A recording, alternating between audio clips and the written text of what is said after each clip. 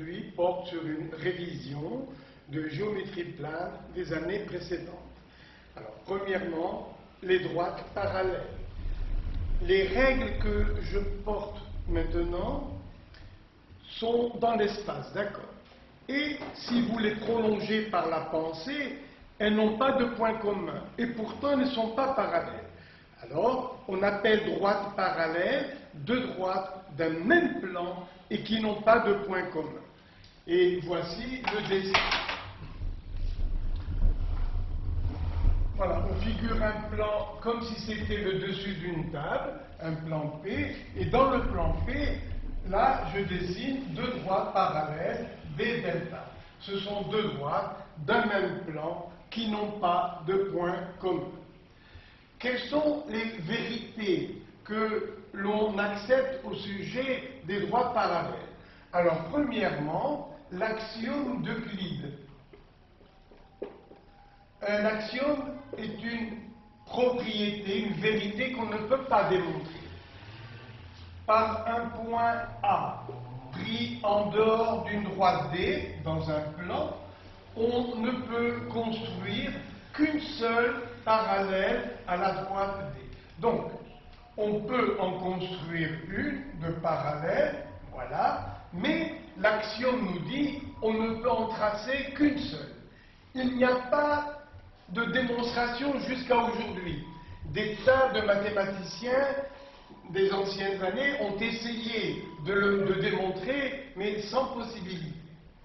Donc, nous acceptons, avec tous les mathématiciens, l'axiome d'Euclide qui nous dit que par un point A, pris en dehors d'une droite D, on ne peut construire qu'une seule droite delta parallèle à D. Quelles sont les conséquences? Eh bien, les voilà. Si deux droites sont parallèles, toute droite qui coupe l'une doit couper l'autre. C'est facile, voilà.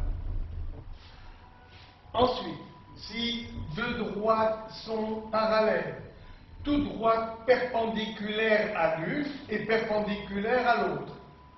Encore, si deux droites sont toutes les deux perpendiculaires à une même troisième, ça ressemble à ce que j'ai dit tout à l'heure, si deux droites sont perpendiculaires à une même troisième, alors elles sont parallèles entre elles. Et enfin, lorsque deux droites sont toutes les deux parallèles à une même troisième, alors elles sont parallèles entre elles. Donc, D1 et D2 sont parallèles à delta. Quelle est la conséquence? Eh bien, c'est que D1 et D2, elles aussi, entre elles, sont parallèles. Et voilà fini la révision de ce premier chapitre. Maintenant, parallèle coupé par une séquente. Voici deux droites parallèles, D et delta, coupées par une même séquente AB. Je vais numéroter les positions des angles A1, A2, A3, A4, B1, B2, B3 et B4. Quelles sont les propriétés? Eh bien, l'angle A1 est égal à B1. Ces deux positions s'appellent des positions correspondantes. Donc, j'écris A1 égale B1. Et les autres angles prennent la suite. Regardez, A1 égale A3, on les appelle opposés par le sommet. B1 égale B3, égaux, opposés par le sommet. Donc, les quatre angles que j'ai dessinés en rouge sont égaux. Égaux, ça veut dire ont la même mesure. En particulier, A3 égale B1. Alors, A3 égale B1. Alors, dans cette position, comment les appeler? Par rapport à la séquente qui les coupe tous les deux, XY. Regardez ce trait. A3 est à gauche, B1 est à droite. alors on dit que ces deux angles sont alternes. Parce qu'ils sont l'un à gauche, l'autre à droite de la séquence. Et tous les deux sont à l'intérieur de l'espace qui est limité par ces deux parallèles et qu'on appelle une bande. Voilà. Alors donc, A3 et B1 sont alternes par rapport à cette séquence. Ils sont internes dans la bande matérialisée par les deux parallèles. Donc on les appelle alternes internes. Et ils sont égaux, bien sûr, d'après ce qu'on a dit tout à l'heure. Et si je prends, par exemple, A1 et B3, eux aussi sont alternes par rapport à la séquence. Ici à droite, ici à gauche. Mais ils sont à l'extérieur de la bande. Donc, ils sont égaux et on les appelle, dans ces positions, alternes externes. Bien. Maintenant, si je fais la somme des angles A1 et A2, A1 plus A2, voilà, A2 que je dessine en bleu. Donc, quelle est la somme A1 plus A2? Eh bien, c'est l'angle plat, donc ça fait 180 degrés. Je marque A1 plus A2 égale 180 degrés. Mais A2, je le retrouve ici, comme opposé par le sommet. Je retrouve la même mesure, comme opposé par le sommet. Donc, rouge et bleu, ça fait 180 degrés. Mais je peux répéter ici aussi, rouge et bleu, ça fait 180 degrés. Donc, par rapport à deux droits parallèles coupés par une séquence, ces deux angles, A1 et A4, alors A4 et B1, pardon, alors B1 plus A4, B1 plus A4 égale 180 degrés. Comment les appelle-t-on dans cette position? D'abord, ils se suivent, ils sont consécutifs, et on les appelle co-internes. Co veut dire d'un même côté. Les deux sont d'un même côté par rapport à la séquence. Et tous les deux sont internes. Donc, ce sont deux angles co-internes. Leur somme fait 180 degrés, alors on dit qu'ils sont supplémentaires. Donc, deux angles co-internes sont supplémentaires. On s'en sert bien sûr dans le parallélogramme. Regardez, voici le tracé d'un parallélogramme. Les deux droites rouges sont parallèles et voici deux angles qui sont co-internes par rapport à cette séquence. Eh bien, deux angles co-internes sont supplémentaires. Leur somme est égale à 180 degrés. Et ça rend service dans certains problèmes, bien sûr. Voilà à peu près ce qu'il y avait à dire sur les positions spéciales de ces angles qui sont déterminés par une séquence qui vient couper des parallèles.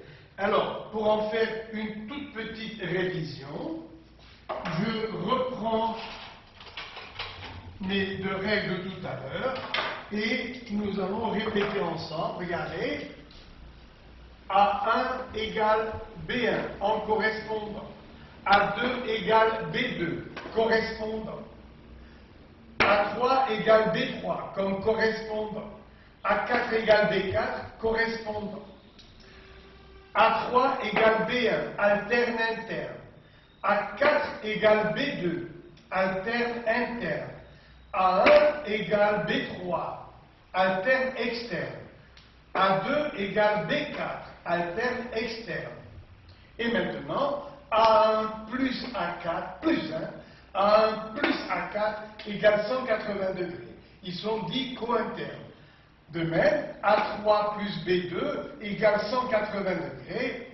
Ils sont eux aussi co-internes. Voilà, fini ce paragraphe.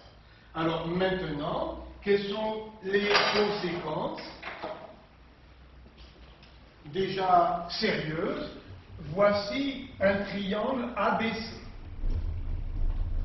Je vais vous prouver que la somme des angles est égal à 180 degrés. C'est-à-dire, vous voyez, je vais parler le langage des couleurs, noir plus rouge plus bleu égale 180 degrés. Vous l'avez déjà entendu maintes fois, des centaines de fois. Pourquoi pas aujourd'hui, nous allons en faire la preuve. À partir de A, je trace une parallèle ABC. Je prolonge AB. Cette parallèle XY va nous présenter les trois angles qui sont là. Cet angle XY, c'est l'angle plat. Donc je vais écrire que A3 plus A1 plus A2 égale 180 degrés. Je répète, vous voyez, là, XY, c'est une droite. Elle détermine un angle plat qui vaut 180 degrés. Donc, A3 plus A1 plus A2 égale 180 degrés. Maintenant, par rapport aux deux droites parallèles et à la séquence AC, A2 et C sont alternes internes. Donc, ils ont la même mesure. Donc, ici, au lieu de A2, je peux mettre C, l'angle C. De même, pour la séquence AB, A3 et B sont alternes internes. Voilà, donc ils ont la même mesure. Hein. En résumé, on dit qu'ils sont égaux. Donc A3 est égal à B. Alors que reste-t-il finalement dans cette égalité? Eh bien, l'angle A1, c'est l'angle A du triangle, plus l'angle B, c'est-à-dire plus la mesure de B, plus la mesure de C, égale 180 degrés. Et voilà la démonstration qui nous prouve que la somme des mesures des trois angles d'un triangle quelconque est égale à 180 degrés. Application. Si le triangle est rectangle, le voilà. L'angle droit mesure à lui tout seul 90 degrés. Et comme la somme des trois angles est égale à 180 degrés, l'angle droit a déjà pris pour lui 90 degrés, donc il reste pour tous les deux autres, qu'on appelle angle aigu, B plus C, eh bien il reste 90 degrés. Et voilà. Donc, les deux angles aigus d'un triangle rectangle sont complémentaires. Combien d'élèves, et je ne leur en veux pas bien sûr, combien d'élèves au bout d'un an, 2 ans, ont oublié la signification des mots complémentaires ou supplémentaires? Alors, si la somme de deux angles est égale à 90 degrés, on dit complémentaire. Si la somme de deux angles, par exemple A et E, fait 180 degrés, on dit que les angles sont supplémentaires. Eh bien, je conseille à ces élèves-là, qui ne se souviennent pas bien, d'entendre les sons. Quand on dit complémentaire, vous voyez, ça commence par le son que. 90 commence par le son que. Alors moi je leur dis, regardez, ça fait que et que. Tandis que si la somme fait 180 degrés, ils sont supplémentaires. Et quand on prononce 180, ça commence aussi par le son S. S, S.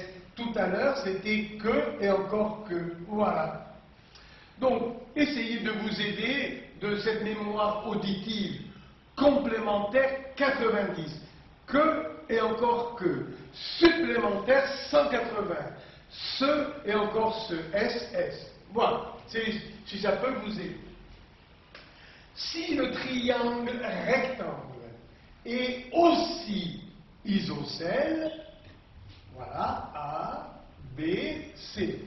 BC, c'est l'hypoténuse. Donc, en plus, si les côtés de l'endroit ont la même mesure, alors, puisque la somme fait 90 degrés et que ces deux angles ont la même mesure, cela fait 45 degrés pour chacun.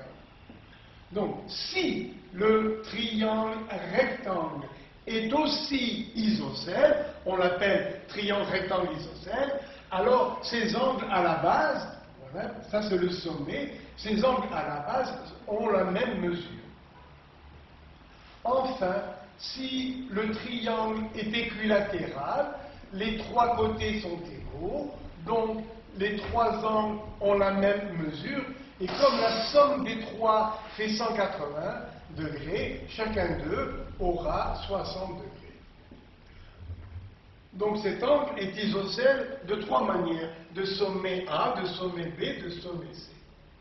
Voilà pour les souvenirs, les révisions des classes précédentes. Alors maintenant, les quadrilatères.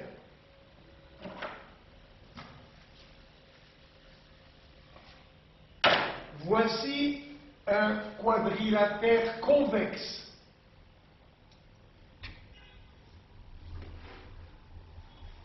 Le voilà.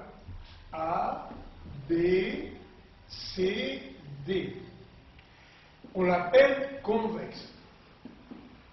Et tous ces angles sont des angles saillants, c'est-à-dire plus petits que 180 degrés. Voilà un angle de 180 degrés. Donc celui-là s'appelle un angle saillant, par exemple 150 degrés. Un angle saillant. Tout ce qui est plus petit que 180. Celui-là aussi est un angle saillant. Donc les quatre angles sont des angles saillants. Et maintenant, vous remarquez que si je trace la droite qui passe par l'un des côtés, tous les autres sommets sont d'un même côté par rapport à la droite qui est tracée. Donc, quadrilatère convexe. Maintenant, voilà un autre quadrilatère. A, B, C, D. Ce quadrilatère s'appelle concave parce qu'il a un creux ici. Ce creux, c'est comme une cavité. Donc on l'appelle quadrilatère concave. Et si je trace la droite qui passe par l'un des côtés, vous voyez, cette droite va couper un autre côté du quadrilatère. Après, quadrilatère croisé. Regardez, le voilà. Il a quatre côtés et on l'appelle quadrilatère croisé. Donc, quadrilatère convexe, concave, croisé. Quelle est la somme des angles d'un quadrilatère quelconque ici? Eh bien, si je trace une diagonale, la somme de ces trois angles est égale à 180 degrés. La somme de ces trois angles aussi fait 180 degrés. Donc si vous ajoutez les mesures, vous allez trouver 360 degrés dans tous les cas. Ici aussi, bien sûr, regardez A, B, C, D, E. La somme de ces trois angles et de ces trois angles, ça va faire 360 degrés. Et ici aussi, bien sûr, la somme des angles est égale à 360 degrés, quelle que soit la forme du quadrilatère. Et maintenant, le temps est assez, nous allons passer au quadrilatère particulier, c'est-à-dire parallélogramme, rectangle, losange, carré. Voilà, dans une minute, je suis à vous. Parallélogramme. Eh bien, c'est un quadrilatère dont les côtés opposés sont parallèles 2 à 2. On dit aussi 2 à 2 pour dire que ces deux côtés sont parallèles et ceux-là aussi. A, B, C et D. Voilà donc un parallélogramme. On appelle parallélogramme un quadrilatère dont les côtés opposés sont parallèles 2 à 2. D'après la révision de tout à l'heure, regardez, l'angle A se retrouve ici, dans B1. Ça c'est B2. Donc A égale B1 comme alterne-interne. Mais on sait que A plus B2, ça fait 180 degrés. De même, ces deux droites sont parallèles. Voilà. Donc, ces deux angles sont cointernes. C'est-à-dire que l'angle C plus l'angle B2, ça fait aussi 180. Supposons, pour donner des chiffres, ici 60 degrés. Celui-là, donc, vaut 120. Et pour ces deux parallèles coupés par 750, ces deux angles sont cointernes. Donc, si celui-là vaut 120, celui-là vaut 60. Et vous voyez comme ça que deux angles opposés d'un parallélogramme ont la même mesure. 60 et 60, 120 et 120. Donc, quelles sont les propriétés d'un parallélogramme? Les côtés opposés ont la même longueur, voilà, AB égale CD, AD égale BC. Les angles opposés ont la même mesure. Voilà les premières propriétés d'un parallélogramme. Deuxième propriété, voici un parallélogramme. Eh bien, les diagonales se coupent en leur milieu. C'est-à-dire que le point O est à la fois le milieu de la diagonale AC et aussi le milieu de la diagonale BD. Réciproque, si dans un quadrilatère pour l'instant quelconque, les diagonales se coupent en leur milieu, alors ce quadrilatère est un parallélogramme. Maintenant, encore une propriété. Si dans un parallélogramme, deux côtés opposés, seulement deux, sont à la fois parallèles et de même longueur, alors ce quadrilatère devient un parallélogramme. Et je répète, si dans un quadrilatère quelconque, on démontre que deux côtés opposés sont en même temps parallèles et de même longueur, alors ce quadrilatère est un parallélogramme. Voilà pour ce qu'il y avait à dire sur le parallélogramme. Maintenant, le rectangle.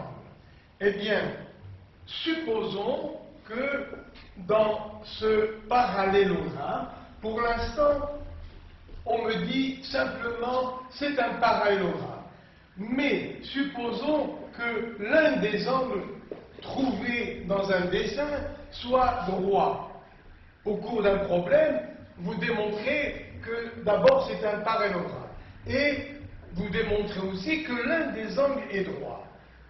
Quelle est la conséquence? Eh bien, si cet angle est droit, l'angle opposé est droit. Et comme deux angles consécutifs qui se suivent sont cointernes et supplémentaires, la somme des deux angles c'est 180. Ici 90, donc ici 90, et l'angle opposé, lui aussi, fait 90. C'est la démonstration, donc, que si, dans un parallélogramme, on démontre qu'au moins l'un des angles est droit, alors tous les angles sont droits, et ce parallélogramme, en réalité, est un rectangle. Quelle est la propriété du rectangle que n'a pas le parallélogramme? Eh bien, les diagonales, non seulement elles se coupent en leur milieu, comme dans un parallélogramme, mais en plus, les diagonales sont égales. Réciproque.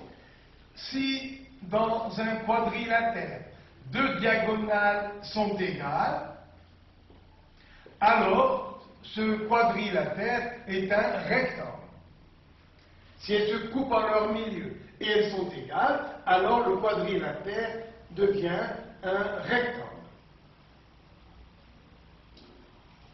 Voilà pour les propriétés du rectangle.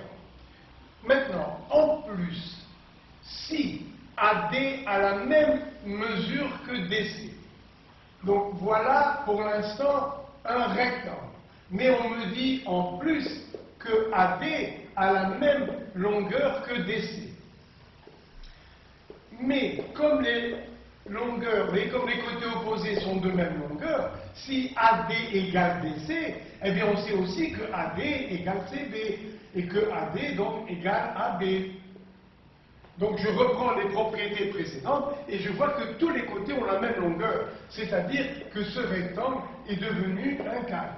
Alors je reprends. Voilà, au début, on nous dit c'est un rectangle. Et on démontre que deux côtés qui se suivent consécutifs ont la même longueur. Bon, mais les côtés opposés aussi ont la même longueur. De plus, DC a la même longueur L que AD, que je retrouve ici.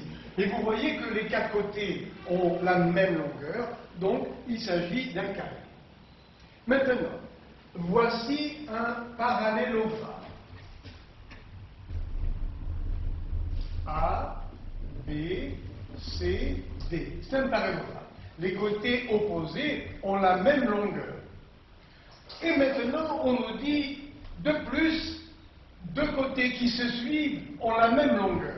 Alors, regardez, voilà la longueur L. Voici mon parallélogramme, le voilà. Et on nous dit, deux côtés consécutifs ont la même longueur.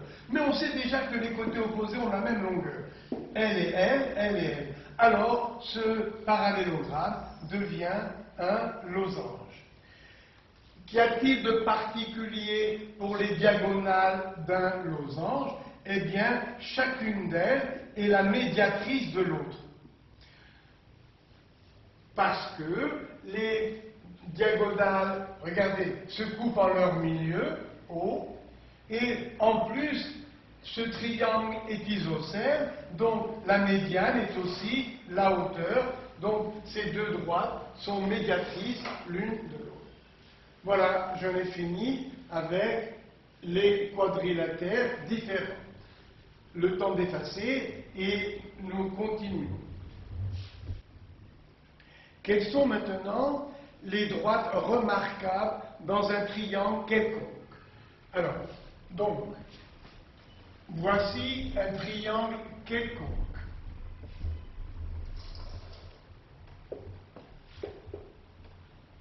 On appelle médiane le segment qui joint un sommet et le milieu du côté opposé. A' doit être le milieu de BC. A'B a la même longueur que A'C, et le segment AA' s'appelle une médiane. Voilà. Mais, bien sûr, la droite qui porte ce segment médiane, elle aussi, eh bien, on l'appelle la médiane. Ça dépend de l'énoncé du problème. Qu'est-ce que l'on sait au sujet des trois médianes? Alors, les trois médianes d'un triangle quelconque se coupent en un même point. Les voilà, les trois médianes. AA', BB' et CC'. Ce point s'appelle centre de gravité du triangle. Le centre de gravité. D'où vient le mot gravité? Eh bien, la gravitation, c'est l'attraction entre des objets dans l'espace. Et si, par exemple, je prends un carton où je dessine ABC, je peux faire tenir ce carton sur un clou qui vient se placer sur le point G. Je vais prendre un exemple un peu plus facile avec les règles. Regardez, cette règle est pesante, bien sûr. Son centre de gravité, parce que la règle est régulière, est au milieu. Donc, si je place un support comme mon doigt au centre de gravité, donc je vais compenser l'attraction P, le poids de l'objet. Voilà ce que c'est qu'un centre de gravité. C'est l'endroit où vont se concentrer toutes les attractions. Centre de gravité. Alors ici, dans le cas d'un triangle, si je le matérialise avec une feuille de carton ou en bois, son centre de gravité c'est G, et je pourrais, voilà le triangle tracé en perspective, si je place un clou ici, vous voyez, qui vient se placer au point G, on peut avoir un certain équilibre ici. Voilà pour les trois médianes. Après, les trois hauteurs. Voici un triangle quelconque. A, B, C. Une hauteur, c'est la perpendiculaire issue d'un sommet sur le côté opposé. En voilà une, voilà la deuxième, BK, et la troisième. Et on démontre que les trois hauteurs passent par un même point O, appelé orthocentre. Voilà, donc pour les trois hauteurs. Et si le triangle n'avait pas cette forme, regardez, je vais l'appeler aplati. Voilà, je trace un triangle que je peux appeler aplati. Voilà, A, B et C. Pour la première hauteur, tout est facile. Voilà la droite qui porte la hauteur. Et comment tracer maintenant la hauteur issue de B? Alors, il faut prolonger AC pour tracer la hauteur. Voilà BK. Voici la hauteur relative au côté AC. Et quelle est la hauteur relative au côté AB et qui est issue de C? Là encore, je prolonge et à partir de C, je peux tracer la perpendiculaire sur AB. Il faut faire des prolongements. Et ces trois hauteurs, voilà, 1, 2, 3, vont se couper en l'orthocentre. Voilà, une hauteur, deux hauteurs, trois hauteurs, et se coupent en l'orthocentre O du triangle ABC. Simplement, il est en dehors du triangle ABC. Ensuite, les bisectrices.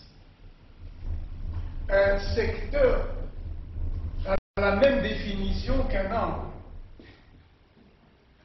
Donc, je commence par tracer un angle. Voilà. OX, OY. Voici, ce trait représente la mesure de l'angle. L'angle, c'est un morceau de plan, limité par ces deux demi-droites.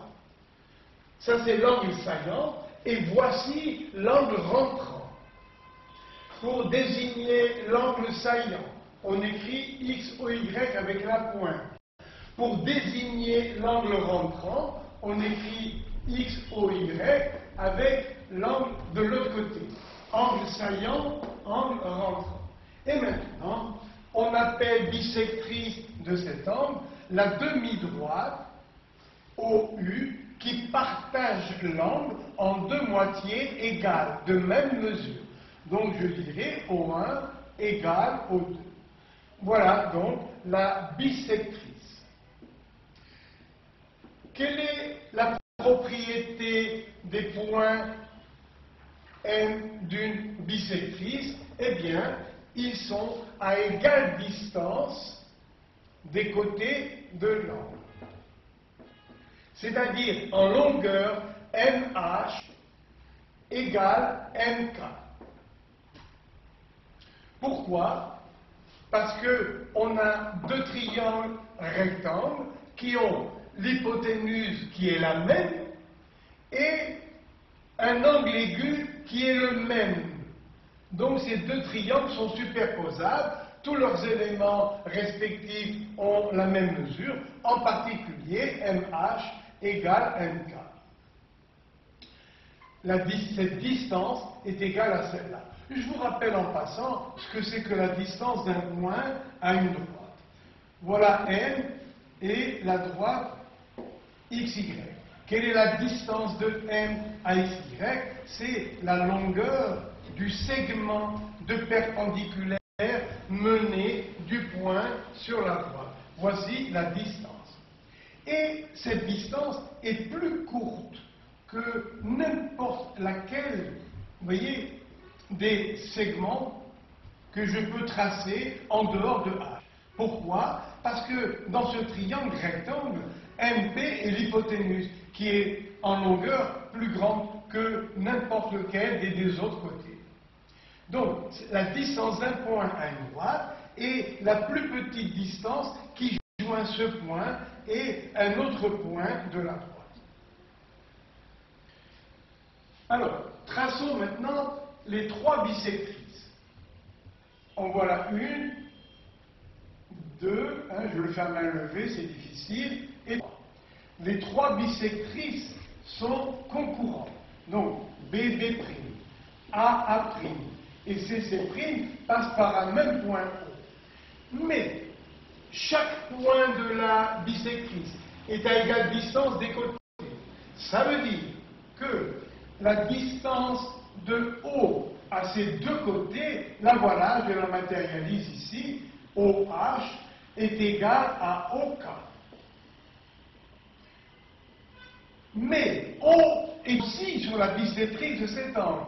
Donc il est à égale distance de ces deux côtés. Ça veut dire que OK égale OL, avec l'angle droit. Donc ces trois distances sont égales.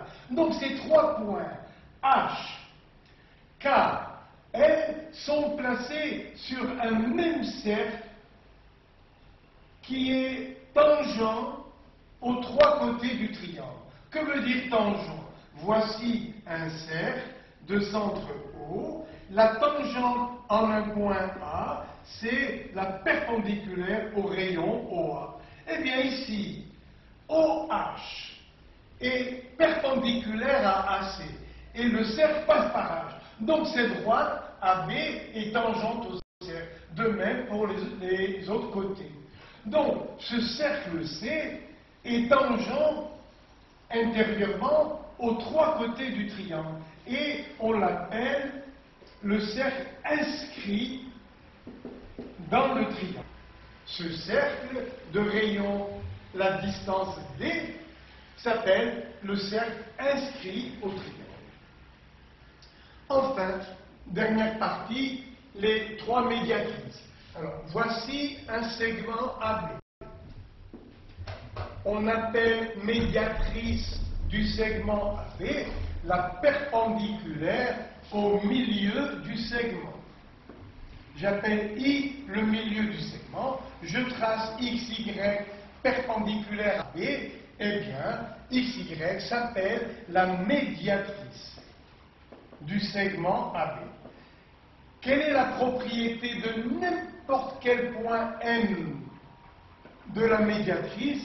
Eh bien, si je trace ce triangle AMB, la hauteur est aussi la médiane. Donc, cette hauteur est aussi la médiatrice de AB. Et le triangle AMB est un triangle isocèle. Donc, MA en longueur égale MB. Donc, la distance de M au point A est égale à la distance de M au point B. Et ceci est vrai, quelle que soit la position du point M sur la médiatrice. Donc, regardez maintenant, propriété, si l'on joint un point M de la médiatrice d'un segment aux extrémités de ce segment, eh bien, on obtient un triangle isocèle. Et ce point M est à égale distance des extrémités de ce segment. Égale distance se dit équidistant. Donc, tous les points M de la médiatrice d'un segment sont équidistants des extrémités du segment. C'est-à-dire qu'on obtient des triangles isocèles à chaque fois, à condition que M soit sur la médiatrice du segment. Cette médiatrice est un axe de symétrie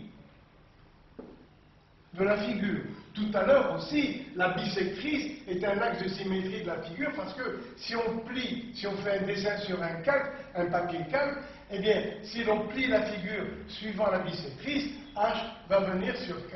Donc OX va venir sur OY et la bissectrice est un axe de symétrie, la médiatrice également. Que peut-on dire maintenant des trois médiatrices des trois côtés d'un triangle? A, B, C. Alors, je trace la médiatrice de AB. La voilà. la médiatrice de BC. Que puis-je dire pour OH et OK? Alors, O est sur la médiatrice de AB, donc il est à égale distance des extrémités A et B.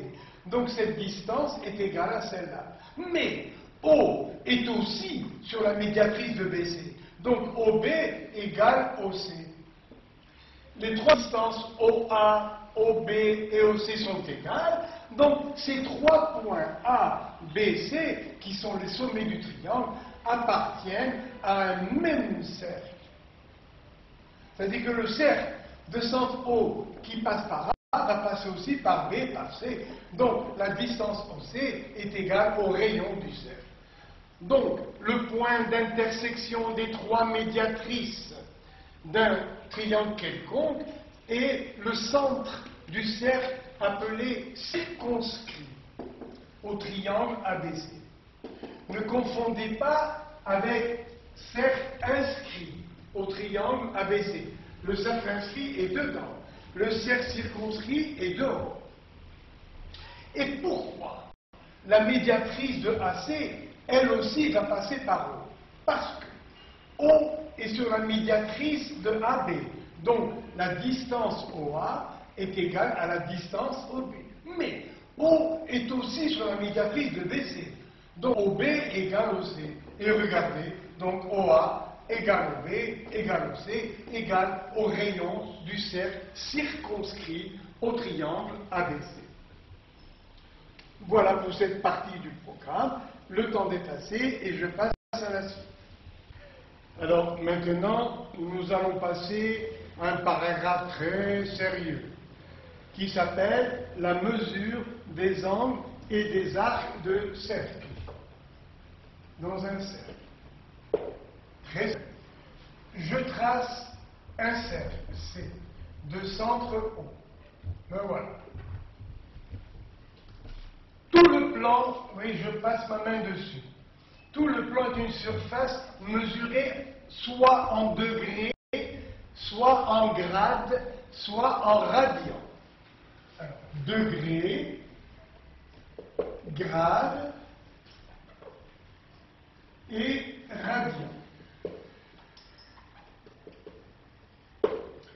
Tout le plan est partagé en 360 degrés, ou bien en 400 grades,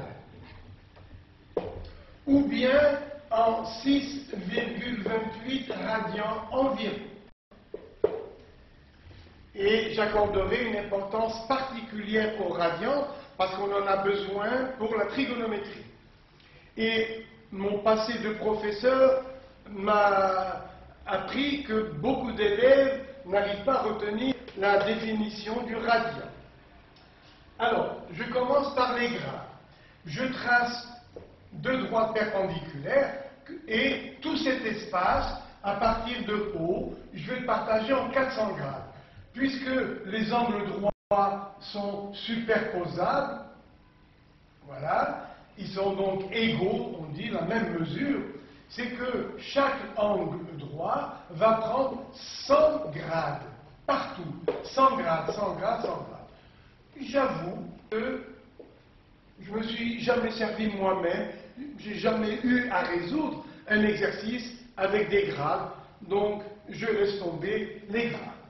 Par contre, je porte toute mon attention au degré et au radian tout à l'heure. Voici un angle au centre. Angle au centre, ça veut dire que le centre de, vous voyez, le sommet de l'angle est confondu avec le centre du cercle. Je recommence.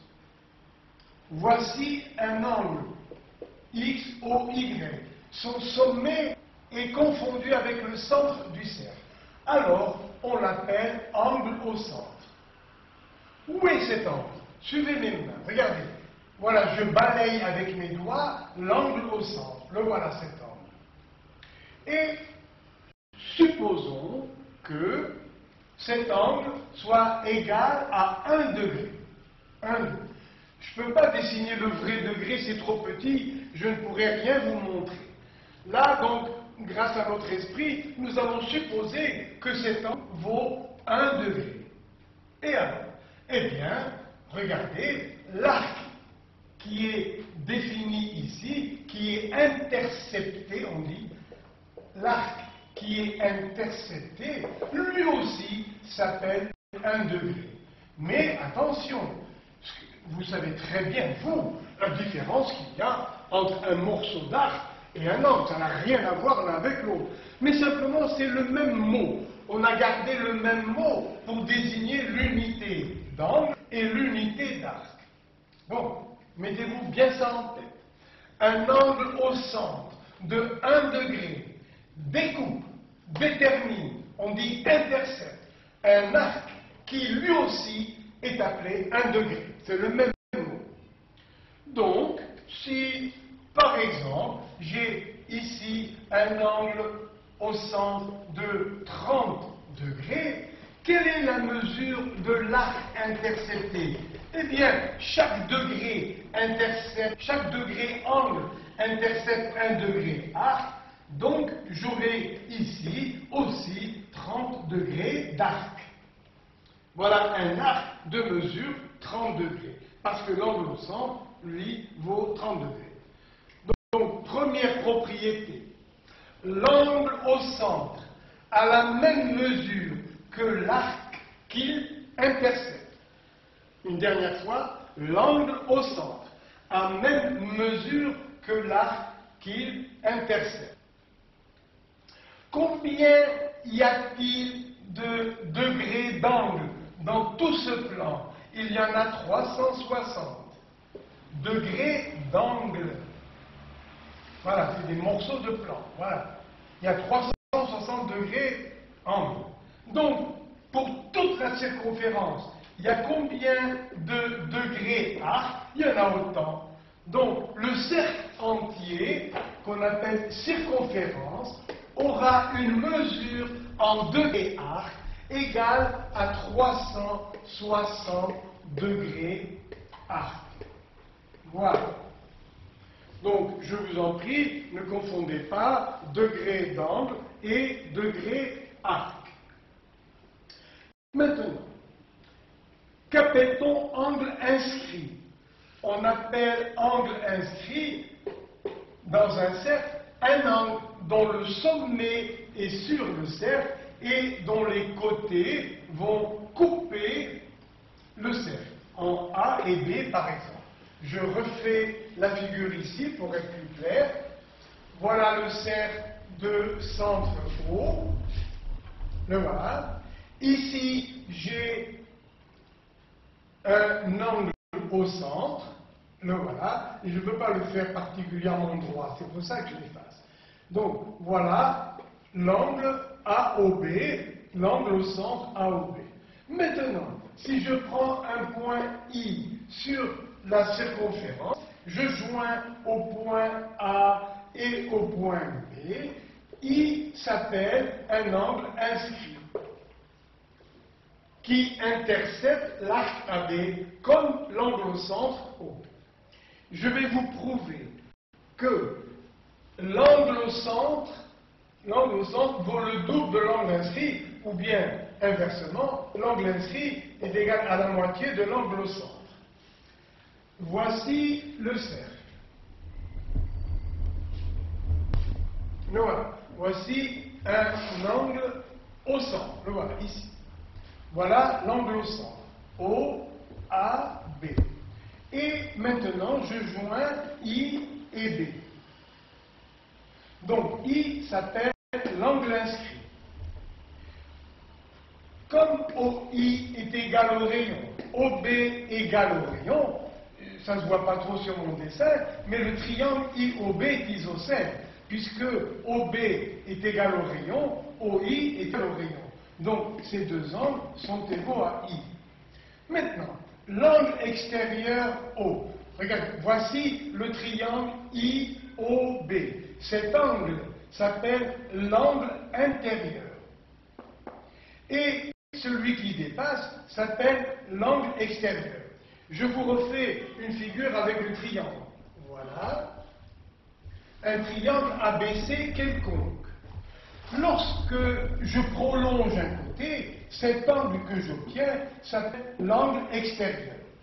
Nous avons vu tout à l'heure que A plus B plus C est égal à 180 degrés. Mais l'angle A intérieur plus l'angle A extérieur, ça nous donne l'angle plat, c'est-à-dire encore 180 degrés. Donc, l'angle extérieur est égal à la somme des deux autres qui ne le touchent pas celui-là. Cet angle extérieur est égal à B plus C. Donc, l'angle A extérieur est égal à B plus C. Parce que A intérieur plus B plus C, alors A intérieur plus B plus C, on le sait, c'est égal à 180 degrés. Maintenant, l'angle A intérieur plus l'angle A extérieur, aussi, ça fait 180 degrés. Donc là, l'angle A intérieur là, donc l'angle A extérieur est bien égal à la somme des deux autres. Appliquons ce résultat ici. L'angle O extérieur est égal à la somme des deux qui ne le touchent pas, qui ne lui sont pas adjacents. Donc, l'angle AOB, l'angle au centre AOB, et l'angle extérieur à ce triangle, il est égal à la somme des deux qui ne touchent pas, avec lesquels ils ne sont pas adjacents. Donc, AOB égale 2 fois I. Et vous voyez donc que I égale AOB, l'angle au centre, divisé par 2. Par exemple, si l'angle au centre vaut 44 degrés, eh bien l'angle intérieur, lui, vaut 22 degrés. Et si je répète avec plusieurs angles inscrits, KL, eh bien chacun d'eux va avoir pour mesure la moitié de la mesure de l'arc qu'il intercepte, c'est-à-dire pour tous 22 degrés. Conclusion, tous les angles inscrits qui interceptent le même arc ont la même mesure. Et cette mesure est égale à la moitié de la mesure de l'arc qu'ils interceptent.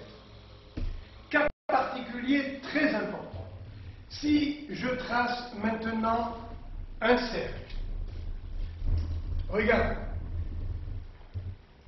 voilà le cercle, et je trace un diamètre AOB. Quelle est la mesure de l'angle plat? 180 degrés. Donc, quelle est la mesure, comme dans un rapporteur, de la moitié du cercle en degrés? Ça fait 180 degrés. Et maintenant, si je prends un point M n'importe où sur cette demi-circonférence et que je joigne aux deux points A et B, eh bien, quelle est la mesure de l'angle M? C'est la moitié de la mesure de l'angle centre qui intercepte le même arc. La moitié de 180, ça fait 90 degrés. Très important. Donc, on obtient un angle droit. Vous pouvez dire aussi, ANB intercepte un arc de 180 degrés. Donc, l'angle inscrit, ANB, vaut 90 degrés. Ceci est vrai, quelle que soit la position du point sur la circonférence. Regardez, APB, lui aussi, vaut 90, etc., etc. Ce qui fait qu'on peut retenir le théorème si l'on joint un point du cercle aux extrémités d'un diamètre, on obtient un angle droit. Ou bien on dit aussi qu'un triangle rectangle est inscrit dans un demi-cercle dont l'hypoténuse est égale au diamètre. Voilà pour les angles inscrits et les angles au centre. Je vous remercie. La prochaine fois, on parlera du radian, tellement important pour la trigonométrie. Je vous remercie. À bientôt.